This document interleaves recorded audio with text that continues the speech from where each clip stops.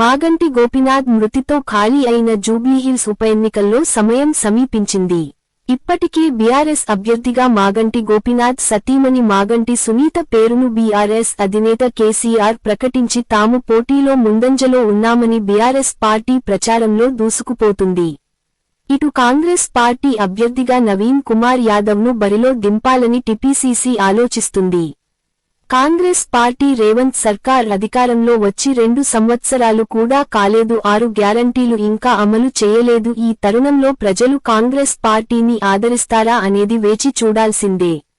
6 గ్యారంటీలు కాంగ్రెస్ పార్టీ అమలు చేయకపోవడంతో అదే రేంజ్లో బీఆర్ఎస్ పార్టీ బాకీ కార్డును ఇంటింటికి ప్రజలకు పంచి కాంగ్రెస్ చేసిన మోసాన్ని ప్రజల్లోకి తీసుకెళ్తామని కేటీఆర్ తనదైన స్టైల్లో తేల్చుకుందాం అని బస్తీమే సవాల్ దేఖ్ లెంగే అని ఒకరిమీద మరొకరు పంచ్ డైలాగ్లతో రాజకీయ వేడిని రాజేస్తున్నారు.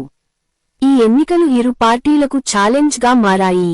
ఈ ఎన్నికల ఫలితాలు స్థానిక సంస్థల ఎన్నికలను ప్రభావితం చేయనున్నాయి. కావున ఈ ఎన్నికల్లో ఎలాగైనా గెలవాలని ఇరు పార్టీలు పావులు కదుపుతున్నాయి.